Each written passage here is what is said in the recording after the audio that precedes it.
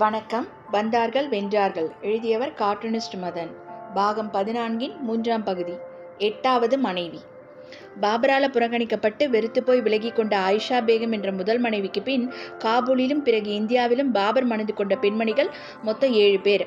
ஆயிஷா அவர் மனதை கவரலையே தவிர ஆயிஷாவோட தங்க மசூமா வீசிய காதல் பார்வை பாபரோட மனதில் கிளர்ச்சியூட்டியது.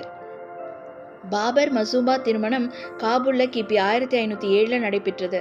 இவர் உட்பட மற்ற மனைவிகளின் மூலம் பாபருக்கு மொத்தம் 17 குழந்தைங்க பிறந்தன. அதில் 8 குழந்தைகள் பிறந்தவுடன் இறந்தது. பாபரின் அன்பையும் மதிப்பையும் பெற்ற மாஹிம் பேகம் என்ற மனைவிக்கு பிறந்தவர் தான் ஹுமாயூன்.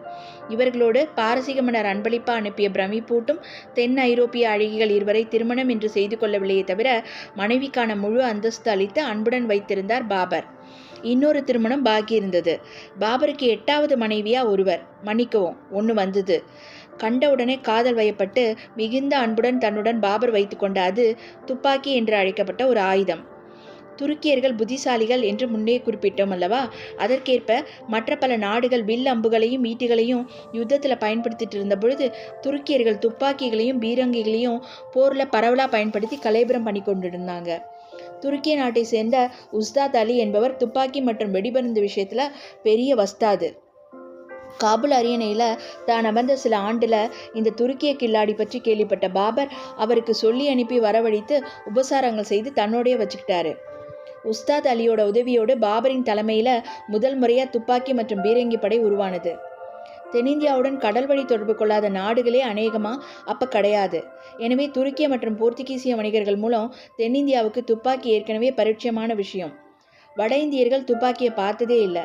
அங்கே அரசர்கள் வாட்களையே நம்பியிருந்தாங்க.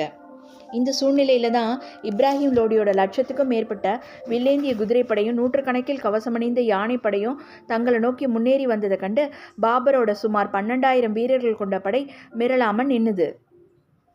12 வயசுலேருந்து போர் அனுபவம் என்றால் சும்மாவா? மோதல் என்று வந்துவிட்டாலே உற்சாகத்துடன் பாபர் ஒரு கைத்தேர்ந்த ஜெனரலாக மாறிடுறது வழக்கம். முந்தைய இரவிலேயே போர் திட்டங்களை தெளிவாக நுணுக்கமாக தளபதிகளுக்கு விளக்கியிருந்தார் பாபர். இந்த போரில் அவரோட முக்கிய தளபதி 17 வயது ஹுமாயூன் என்பது குறிப்பிடத்தக்கது.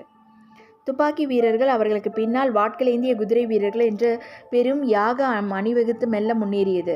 பாபரின் படை முன்னணியில் நடுநாயகமாக பாபர்.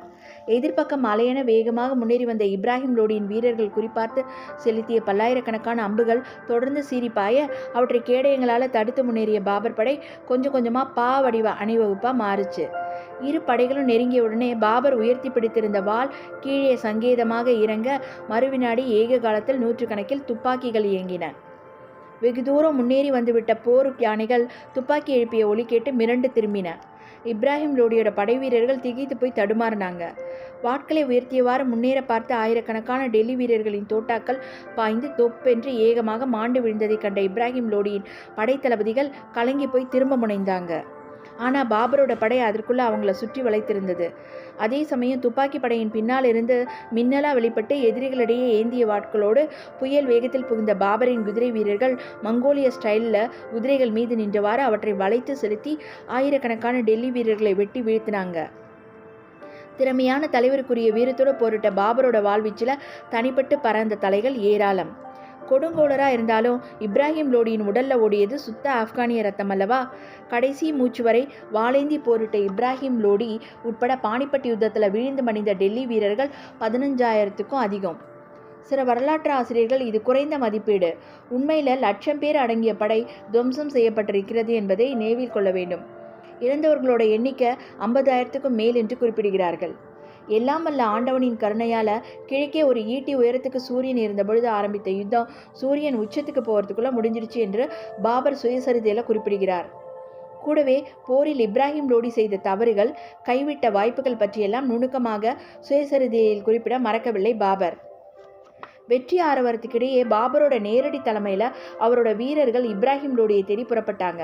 யுத்த காலத்துக்கு நடுவே சிறு மலையாக குவிந்து கிடந்த வீரர்களின் உடல்களை அப்புறப்படுத்தி பார்த்ததில் மையமாக வாளேந்திய கையோடு கிடந்த டெல்லி மன்னரின் உடல் கிடைத்தது. ஒரு மன்னருக்குரிய சகல மரியாதைகளுடன் இப்ராஹிம் லோடியின் உடல் அங்கேயே புதைக்கப்பட்டது. இப்போ பானிபட் கிராமத்தில் போர் நடந்த மைதானத்து ஓரமாக உள்ள அவருடைய பாழடைந்த கல்லறையை காணலாம். அது இப்ராஹிம் லோடியின் கல்லறையா இல்லையா என்பது குறித்து சர்ச்சைகள் உண்டு. அவருடையதுதான் என்பதற்கான ஆதாரங்கள் இல்லை என்று சரித்திர ஆராய்ச்சியாளர்கள் சிலர் கூறுகிறார்கள். அதே சமயம் டெல்லி லோடி தோட்டத்தில் இப்ராஹிம் லோடியோட கல்லறை இல்லை என்பது குறிப்பிடத்தக்கது. போர் முடிந்த பிறகு உடனடியாக ஹுமாயூன் தலைமையில் சிறு படையொன்றை ஆக்ரா அரண்மனையை கைப்பற்ற சொல்லி அனுப்பினார் பாபர். கூடவே ஒரு கமாண்டோ படை விரைந்து சென்று டெல்லி அரண்மனையை கச்சிதமாக கையகப்படுத்தியது. இந்த பொறுப்புகளை எல்லாம் மற்றவர்களிடம் கொடுத்துட்டு போர் உடையை கலந்து குளித்த பிறகு டெல்லி மாநகரை சுற்றி பார்க்க கிளம்பினார் பாபர். ஆங்காங்கே இருந்த இஸ்லாமிய மகான்களின் கல்லறைகளுக்கு சென்று வணங்கிய பிறகு பெரும் ஊர்வலமாக ஏப்ரல் 26 ஆக்ரா சென்றடைந்தார். அங்கே ஹுமாயூன் காவலில் வைத்திருந்த இப்ராஹிம் லோடியின் தாயாரையும் மற்ற உறவினர்களையும் விடுவித்த பாபர் டெல்லி சுல்தானின் தாயை மரியாதையோடு நடத்தியது மட்டுமில்லாமல் அவர்கள் குடும்பத்தை சேர்ந்த தங்க நாணயங்கள் மற்றும் அரண்மனைகளை அவரிடமே திருப்பி தந்து அரண்மனையின் ஓரத்தில் ஒரு பகுதியில் அவர்கள் தங்க அனுமதியும் அளித்தார். என்னதான் இருந்தாலும் பாபர் ஒரு அந்நிய நாட்டு மன்னர் என்ற காரணத்தால் கடைசி நிமிடத்தில் அவருக்கு எதிராக இப்ராஹிம் லோடியுடன் அணி சேர்ந்தவர் குவாலியர் மன்னர் விக்ரம்ஜித். அவரும் பானிபட் போரில் மடிய விக்ரம்ஜித்தின் குடும்பம் ஆக்ரா அரண்மனையில் ஒளிந்து கொண்டிருந்தது. ஹுமாயூன் ஆக்ராவை கைப்பற்றிய போது அந்த குடும்பத்தினர் தங்கள் உயிரை காப்பாற்றிக் கொள்ள விளையாக ஹுமாயூனிடம் அற்புதமான வைரம் ஒன்றை அன்பளிப்பாக தந்தார்கள். அதுதான் பிற்பாடு உலக புகழ்பெற்ற கோஹினூர் வைரம்.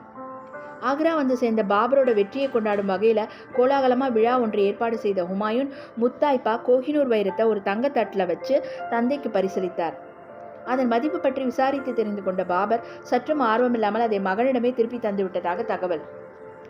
இந்த பெட்டி இல்லாமல் கோஹினூர் பற்றி ஒரு குட்டி செய்தி.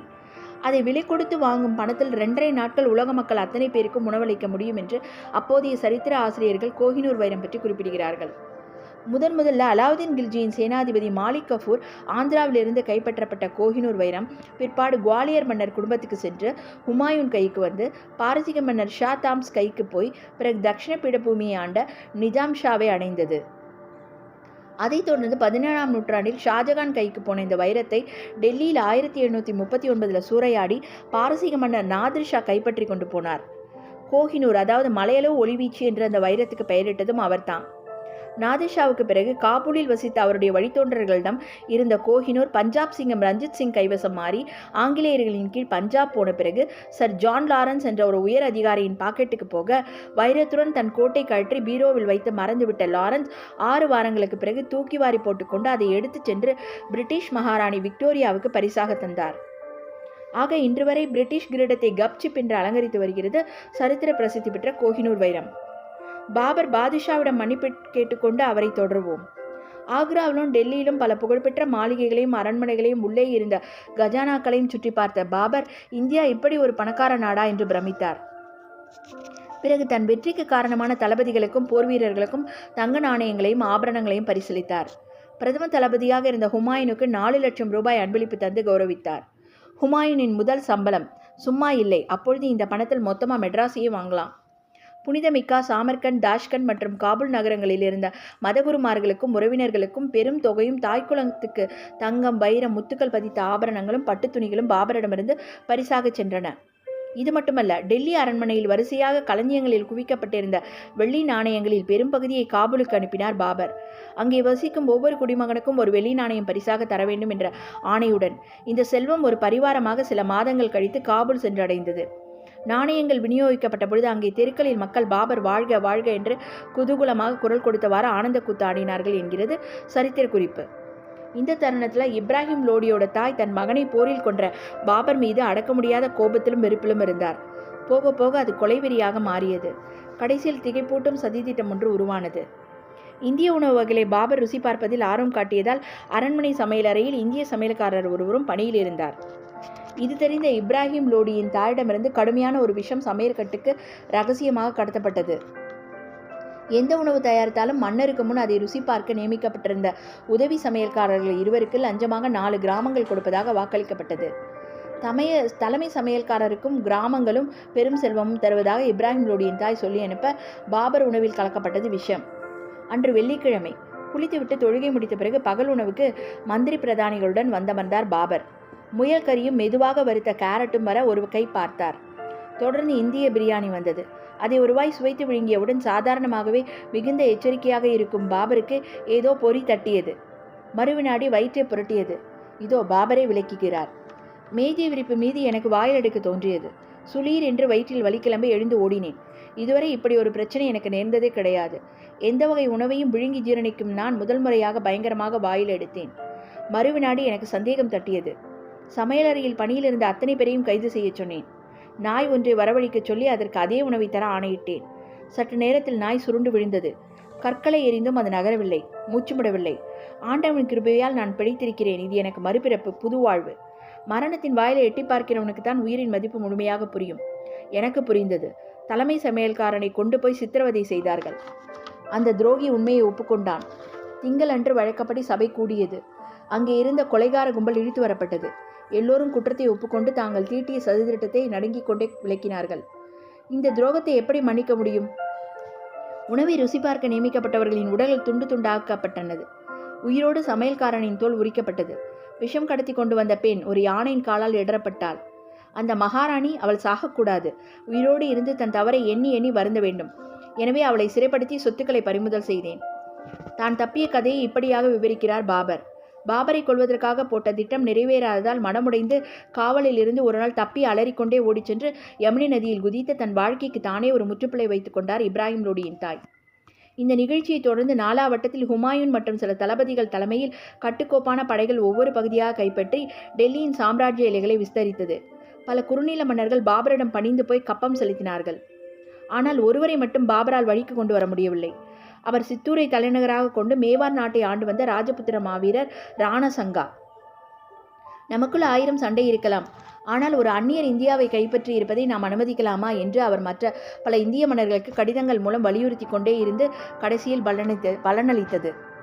ராணாவிடம் விசுவாசம் மிகுந்த சந்தேரி பகுதியை ஆண்டு வந்த ராஜபுத்திர வீரர் மெதினி ராய் ராணசங்காவை வழிமொழிந்த மேவார் படையுடன் தன் படையை இணைத்து கொண்டார்.